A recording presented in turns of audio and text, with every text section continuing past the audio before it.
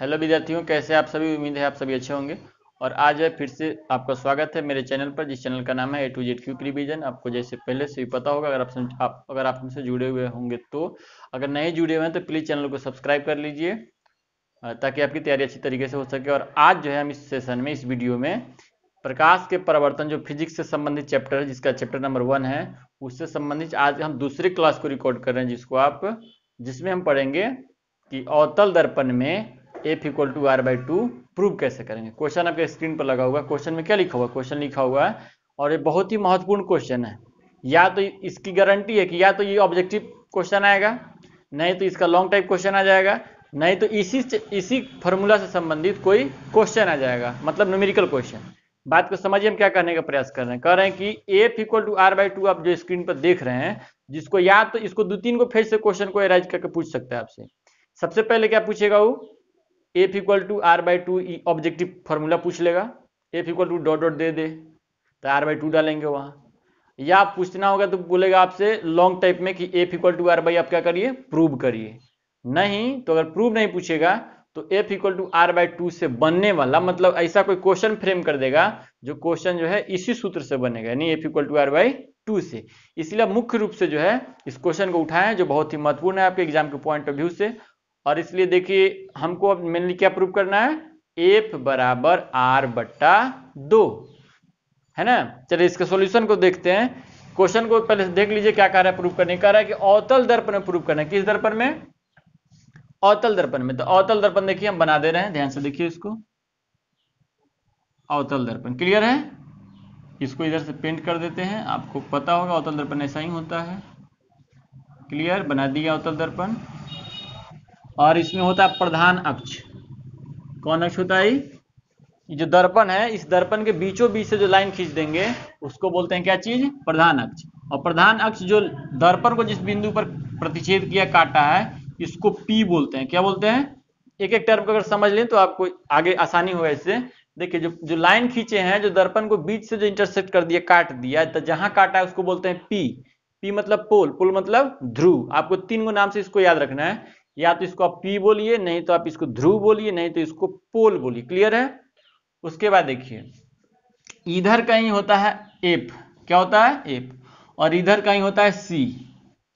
उम्मीद है आप पिछले वाले वीडियो में उसको समझे होंगे, देखे होंगे। अगर नहीं देखे हैं तो इसको अच्छी तरीके से समझने के लिए पहले उस वीडियो को देखिए, जिसका जो है लिंक इस वीडियो के डिस्क्रिप्शन में मिल जाएगा। नहीं तो उसका थंबनेल जो आपको दिख रहा होगा स्क्रीन पर, उस थंबनेल को, उसमें जो टैग लगा हो उसके आधार पर आप इसको सर्च करेंगे तो वीडियो आ जाएगा स्क्रीन पर, उसको देख लीजिए। तब अगर आप इसको देखेंगे तब आसानी से समझ पाएंगे। चलिए इसमें देखिए, यहाँ C हो गया, इधर कहीं F होता है। और आपको ये एक शर्त होता है इसमें कि अगर कोई प्रकाश किरण जो है किसके समानांतर जाए, ये प्रधान अक्ष है। कौन अक्ष है, ये प्रधान अक्ष है। तो प्रधान अक्ष के समानांतर कोई अगर प्रकाश किरण आपतित होगी दर्पण पर, तो परावर्तन के बाद वो जो है फोकस से निकलती है। कहां से निकलती है, फोकस। इस बात को हमेशा ध्यान रखिएगा।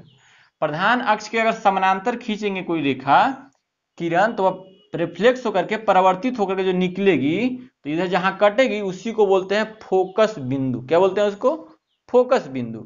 अब देखिए हम यहाँ फिगर ड्रॉ करते हैं। यहां से समांतर लाइन हम एक ले लिए, क्लियर है। और इसको यहां से हम रिफ्लेक्ट करा देंगे। क्लियर, यहां से आया इसे और इधर से ही निकल गया, और इसको बोलते हैं F। क्या बोलते हैं, F बोलते हैं। क्लियर है। आगे देखिए, इसको बोलते हैं C, वक्रता केंद्र। क्या बोलते हैं, वक्रता केंद्र। ये हो गया फोकस बिंदु, और ये क्या हो गया, ध्रुव। क्या हो गया, ध्रुव, फोकस बिंदु, वक्रता केंद्र। अब देखिए एक तो रूल और होता है, एक तो किरण हम इस पर गुजारेंगे आपको C से। कहां से भेजेंगे, C से। तो आप ध्यान रखिएगा, जब C से जाएगा तो C से ही वापस आएगा। कहां से जाएगा, C से। दो गो बात आपको दिमाग में बैठा लेना है। प्रधान अक्ष के समानांतर अगर कोई रेखा जाए तो वो जो मुड़ के जो निकलेगा ना, तो कहां से निकलेगा, फोकस से। और C से जो रेखा जाएगा, C से कोई प्रकाश बिंदु अगर जा रही है, प्रकाश किरण, तो वो जो है C से ही लौट जाएगा। क्लियर है। अब देखिए इस तरह से फिगर प्राप्त हो गया हमको। इसका नाम देना चाहे तो यहां हम लिख देते हैं A लिख दिए, चलिए यहां B लिख देते हैं, और बाकी कुछ नहीं है, बाकी नहीं चाहिए। फिगर पर्याप्त है, इतना ही से मेरा इसका सॉल्यूशन मिल जाएगा। अब देखिए इसमें कुछ डिटेल्स अगर लिखना चाहते हैं, अगर आप लॉन्ग टाइप में चूंकि दिया है, दर्पण का नाम कुछ लिखना चाहते हैं तो इसको हम एम लिख दिए और इसको एन लिख दिए। क्या लिख दिए? एम एन, यानी दर्पण का जो नाम है क्या दे दिए हम? एम एन दे दिए। अब इसके फिगर के परिचय को हम लिख सकते हैं, कैसे लिखेंगे? हम बोल देते हैं इसको, आप ध्यान से लिख लीजिए। क्लियर है? नॉर्मली हम बोल रहे हैं इसको, नहीं तो अगर परेशानी हो तो वीडियो को पॉज करके आप लिख सकते हैं। क्लियर है? सर छोटी जल्दी आगे देखिए, इसमें क्या करेंगे? इस फिगर में जो बना हुआ है, इसमें क्या बना हुआ है? फिगर का परिचय देख लीजिए, इसको लिखना पड़ता है। अगर लॉन्ग टाइप से पूछेगा आपको तो अगर नहीं लिखेंगे तो आपका नंबर काट सकता है, काट नहीं सकता, काट ही लेगा। इसे चूंकि नंबर नहीं कट लिखते, देखिए अभी जो फिगर बना है इसी को हम इसको रिप्रेजेंट कर रहे हैं, शब्दों में इसको एक्सप्लेन करेंगे। क्या बना है इसमें? हम बनाया है सबसे पहले देखिए, इसमें दर्पण जो है, दर्पण का क्या नाम है? एम एन है। क्लियर है? उसके बाद क्या किए? प्रधान अक्ष क्या है? C P.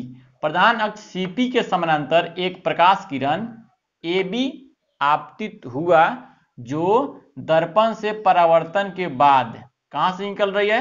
एप से निकल रही है। इतना लिख दिए। उसके बाद क्या लिखेंगे? एक किरण सी से दर्पण पर आपतित हुआ, जो परावर्तन के बाद सी से ही वापस निकल गया। समझ गए? एक बार और बोल देते हैं, ध्यान से सुन करके इसको लिख लीजिएगा। माना कि एम एन एक दर्पण है जिसके प्रधान अक्ष के समानांतर एक प्रकाश किरण ए बी आपतित किया, जो दर्पण से परावर्तन के बाद फोकस बिंदु से गुजरती है। क्लियर है? उसके बाद एक दूसरा किरण या प्रकाश किरण सी बी दर्पण पर आपतित हुआ, जो परावर्तन के बाद सी से ही वापस गुजर गया। क्लियर है? अब इसको हम क्या करेंगे? अब इसको प्रूव करेंगे। हम ध्यान दीजिएगा, 9th का चीज एक जो स्ट्रक्चर बता, ज्योमेट्रिकल प्रॉपर्टी है, समझिए इसको। समानांतर रेखा है, क्लियर है? और ई जो है कौन रेखा है? तिर्यक रेखा है। ये 9th क्लास का चीज है, मैथ में पढ़ते हैं। जब दो समानांतर रेखा का जब तिर्यक रेखा काटती है तो उसका एकांतर कोण आपस में क्या होता है? बराबर होता है। एकांतर कोण देखिए, ये दोनों जो कोण है, कौन कोण है? एकांतर कोण है। क्लियर? मतलब ये दोनों कोण आपस में क्या होता है? बराबर होता है। अब देखिए इस फिगर में देखिए ये चीज है कि नहीं है? ये दो समानांतर रेखा है। क्लियर है? और ई देखो जो डॉट किए हैं, ई इसका तिर्यक रेखा हुआ कि नहीं हुआ? हुआ नहीं तिर्यक रेखा? अब देखो तिर्यक रेखा होने के कारण इस कोण का मान और इस कोण का मान आपस में क्या होगा? बराबर होगा। किस कोण से बराबर होगा? तो एकांतर कोण से। कौन कोण से? एकांतर कोण से। उसके बाद देखिए एक और प्रॉपर्टी पर ध्यान दीजिए आप। ए बी आपतित है, अब बी एफ कती है परावर्तित किरण है। आज बीच में जब मिलाए हैं तो इस क्या होगा? आपतन कोण और परावर्तन कोण का मान आपस में क्या होता है? बराबर होता है। स्टार्टिंग में ही पढ़ रहे हैं, परावर्तन के नियम में क्या पढ़ते हैं कि आपतन कोण का जो मान होता है परावर्तन कोण के बराबर होता है। तो उसी प्रॉपर्टी से, उसी नियम से, उसी गुण से ये आपतन कोण है और ये कौन कोण है? परावर्तन कोण है। यानी आपतन कोण और परावर्तन कोण आपस में क्या होगा? बराबर होगा। समझिएगा, यही समझने वाली बात है, आगे तो क्लियर है, सिंपल। अब देखिए एक चीज हम समझे परावर्तन के नियम से कि दोनों कोण का मान आपस में क्या होगा? बराबर। क्लियर? और अभी क्या पर एकांतर कोण से कि इस कोण का जो मान होगा इस कोण के बराबर होगा। ठीक है? इसका क्या मतलब हुआ? इसका मतलब हुआ कि ई वाला जो कोण होगा, ध्यान दीजिएगा, और ई वाला कोण आपस में क्या होगा? बराबर होगा। क्लियर है? चलिए अब इसको हम लिख देते हैं, इसको ध्यान से देखिए। ये जो कोण है इसका क्या नाम है? A B C. कोण ए बी सी बराबर कोण सी बी एफ। समझ लीजिए ए बी सी जो होगा सी बी एफ के बराबर होगा। क्यों बराबर होगा? क्योंकि परावर्तन का नियम यही कहता है कि आपतन कोण का मान जो होता है परावर्तन कोण के बराबर होता है। तो यहां लिखना चाहें तो यहां आप लिख सकते हैं किस नियम से? तो परावर्तन के नियम से। किस नियम से? परावर्तन के नियम से। ठीक है? चाहे तो इसको मान सकते इक्वेशन, अब इक्वेशन फर्स्ट ले ली। चलो ठीक है, अब आते हैं आगे। ये जो दोनों रेखा है कैसा रेखा है? समांतर रेखा है। और ये कौन रेखा है? तिर्यक रेखा है। तो एकांतर कोण का मान आपस में क्या होता है? बराबर होता है। ध्यान दीजिएगा, इसको पॉइंट को देखिए, ई कोण और ई कोण आपस में क्या होगा? बराबर। तो इस कोण को कहने का मतलब ए बी सी। अब लिखेंगे कौन से, एकांतर कोण से, एकांतर कोण से। इस कोण का नाम रखो ए बी सी। कोण ए बी सी बराबर, इस कोण का नाम क्या होगा, B C F. B C F, equation 2 मानो इसको। अरे नॉर्मली देख लीजिए, नॉर्मल देखना है आपको। यहाँ देखिए ए बी सी दोनों में है कि नहीं है, दोनों समीकरण में क्या है, ए बी सी, यानी इसका एल एच एस आपस में क्या है, बराबर है। इसलिए इसका आर एच एस भी जो होगा आपस में क्या होगा, बराबर। यहां लिख लेंगे समीकरण 1 तथा 2 से। तो क्या हो जाएगा, कोण सी बी एफ बराबर कोण बी सी एफ। क्लियर है। अब क्या देखें हम, C B F, C B F यानी ई कोण बराबर B C F, B C F. Clear है। ये दोनों कोण का मान आपस में क्या आ गया, बराबर आ गया। अब एक चीज और समझना है आपको, त्रिभुज के प्रॉपर्टी के बारे में जब पढ़ा जाता है ज्योमेट्री में, तो उसमें समझते हैं क्या है कि जब कोण बराबर है किसी त्रिभुज में, अगर दो कोण बराबर है ना, तो दोनों कोण के सामने का जो भुजा होगा वो भी आपस में क्या होगा, बराबर होगा। उसी प्रॉपर्टी से देखिए त्रिभुज, देखिए त्रिभुज बी सी एफ, कौन त्रिभुज, बी सी एफ त्रिभुज है ना। इस त्रिभुज में क्या देखें, ये जो कोण है और ये जो कोण आपस में क्या है, बराबर है। तो जब कोण बराबर, तो इसलिए इसके सामने के जो भुजा होगी ना, ये दोनों भुजा का भी मान आपस में क्या होगा, बराबर होगा। आप देख लो इसके सामने जो भुजा क्या है, सी एफ है यानी ई हो गया, और इसके सामने कौन हो जाए, बी एफ है। क्लियर है। यानी सी एफ जो होगा बी एफ के बराबर हो। क्यों बराबर होगा, क्योंकि त्रिभुज की प्रॉपर्टी है कि जब बराबर कोण होता है उसके सामने की भुजा क्या होती है, बराबर। और लिखेंगे इसलिए कोण नहीं, इसलिए बी एफ बराबर सी एफ, बी एफ बराबर सी एफ। अगर लिखना चाहते हैं तो इधर कोष्ठ में लिख लीजिएगा त्रिभुज के गुण से, त्रिभुज के गुण से। क्लियर है। अब आगे और देखते हैं, एक चीज और समझना है आपको, ये कहती है एफ बी और ये क्या है, एफ पी। क्लियर है। अब देखिए एफ बी है और ये एफ पी है, इस दोनों को हमको बराबर करना है, इसको समझना। यहां आपको समझने वाली मुख्य बात यही है। अब यहां क्या देख रहे हैं हम चूंकि दर्पण जो बनाते हैं, चाहे प्रकाश का नियम जो रूल जो लागू होता है, वो जो दर्पण होना चाहिए ना, उसका द्वार जो होना चाहिए छोटा होना चाहिए। कैसा होना चाहिए, द्वारक देखिए इसका चौड़ाई यहां देखिए, इसका चौड़ाई थोड़ा सा चूंकि फिगर बनाने में क्या बोलते हैं, इस तरह का फिगर नहीं बनाएंगे तो बनाना लिखना मुश्किल होगा। लेकिन ओरिजिनली होना क्या चाहिए, कि जो मुंह जो चौड़ा है ना, मुंह इसका क्या रहना चाहिए, पतला रहना चाहिए। समझिएगा बात को, ये समझने वाली पॉइंट है यहाँ पर। ये जो चौड़ा जो मुंह है, मुंह धीरे धीरे क्या होना चाहिए, पतला होना चाहिए, ताकि इसका मुंह पतला हो सके। ठीक है। तो मुंह जब पतला होगा, ध्यान दीजिएगा, तो जैसा ही इसको हम पतला पतला करते जाएंगे तो ये बी क्या होगा, जितना ही पतला करेगा उतना ही नीचे खिसकेगा ना। इसी चीज को समझना है आपको। जैसे जैसे इसका मुंह पतला होगा, बी का मान यहां से नीचे की तरफ खिसकेगा, नहीं आएगा नीचे की तरफ, और जब पतला करेंगे तो नीचे आएगा, तो बी इधर खिसक जाएगा, फिर इधर आ जाएगा, फिर इधर आ जाएगा, फिर इधर आ जाएगा। समझ रहे हैं मतलब। और लास्टली होगा क्या, क्योंकि जब ज्यादा छोटा उसका जब द्वार हो जाएगा, उसका मुख हो जाएगा, तो बी जो है ना खिसकते खिसकते किसके निकट आ रहा है, पी के निकट आ रहा है। कहां आ रहा है, पी के निकट आ रहा है। यानी हम मान लेंगे अब थोड़ा सा अबाउट में करके कि जो बी जो है ना किसके निकट आ गया, पी के निकट आ गया। तो बी जब पी के निकट आ गया, इसका क्या मतलब हुआ कि बी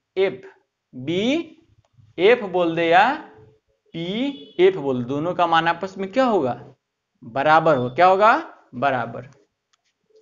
आगे लिखेंगे चूंकि छोटे द्वारक का दर्पण है, छोटे द्वारक का दर्पण है, इसलिए क्या होगा, बी एफ जो होगा बराबर होगा किसके, पी एफ के। क्लियर है। अब क्या जान गए कि बी एफ जो है किसके बराबर होगा, पी एफ। आप देख लो, चलिए आगे देखिए। आगे अभी तक हम क्या समझे, अभी तक हम क्या क्या चीज निष्कर्ष निकाल लिए हैं उसको समझिए। अभी हम क्या देख लिए हैं, पहले कि सी एफ जो होगा बी एफ के बराबर होगा, यहां पढ़े हैं। क्लियर है। और अभी क्या पढ़ लिए कि बी एफ जो है पी एफ के बराबर है। क्लियर? इसका मतलब ध्यान से देखो, तीनों का मान आपस में क्या आ गया? बराबर आ गया। क्लियर है? अब देखिए, अब हमको प्रूव करना है क्या, उसको ध्यान से देखिए। अब क्या प्रूव करना है? F equal to R by two. तो आर किसको बोलते हैं? पूरा को। पीसी को बोलते हैं क्या चीज? आर बोलते हैं। चलिए अब आगे आते हैं। यहां दिख रहा है ना? रुकाओ नहीं, यहां दिख रहा है, मत बंद। यहां देखिए, अब देखो यहां पीसी, क्या चीज? पीसी। पीसी बराबर देखो, पीसी को हम तोड़ के लिखेंगे C F plus P F, C F plus P F. Clear है? अब देखो, पीसी को हम क्या बोलते हैं? पीसी को बोलते हैं वक्रता त्रिज्या। क्या बोलते हैं? तो वक्रता त्रिज्या को हम क्या लिखते हैं? आर लिखते हैं। R equal to C F है ना। और देखो सी एफ जो है किसके बराबर होगा? बी एफ के बराबर है। और बी एफ के बराबर कौन है? पी एफ है। इसका क्या मतलब हुआ कि सी एफ और पी एफ आपस में क्या है? बराबर है। यानी सी एफ को हटा के हम क्या लिख सकते हैं? पी एफ प्लस, और यहां क्या पहले से? पी एफ है, इसको रहने दो। आप देख लो, आर इक्वल टू, ये जो पी एफ है ना, इसी को फोकस दूरी बोलते हैं। क्या बोलते हैं? फोकस दूरी। कौन सा दूरी? फोकस, यानी स्मॉल एफ इसको बोलते हैं। यानी पी एफ क्या हो गया? दो गो हो गया। देख लीजिए ध्यान से, दो गो हो गया पी एफ। क्लियर है? अब देख लो, यानी आर इक्वल टू 2, और इसको हम क्या बोलेंगे? एफ। आगे देखिए, आगे इसमें कैसे करेंगे हम? अब इसी को बना सकते हैं। यहां देख लो, एफ को रख लो, तो क्या हो जाएगा? आर, इसको बट्टा में भेज दो, आर बाई 2। प्रूव हो गया, यही है। F equal to R by 2 प्रमाणित किया। क्लियर है? उम्मीद है आप इस चीज को समझे होंगे। थोड़ा सा ज्योमेट्रिकल इसमें प्रॉपर्टी लगाना है, इसलिए अगर एक बार में नहीं समझ पा रहे हैं तो वीडियो को रिवाइज करके देखिए। एक एक चीजों को अगर आप समझेंगे, हम अपने तरफ से पूरी तरह से समझाने का प्रयास किए हैं, लेकिन फिर भी अगर आपको परेशानी है तो वीडियो को एक दो बार रिवाइज कर लीजिए, देख लीजिए। अगर पढ़ना समझना है तब, नहीं तो कोई बात नहीं है, पबजी खेलते रहिए। मिलते हैं अगले वीडियो में, तब तक के लिए थैंक यू, बाय बाय।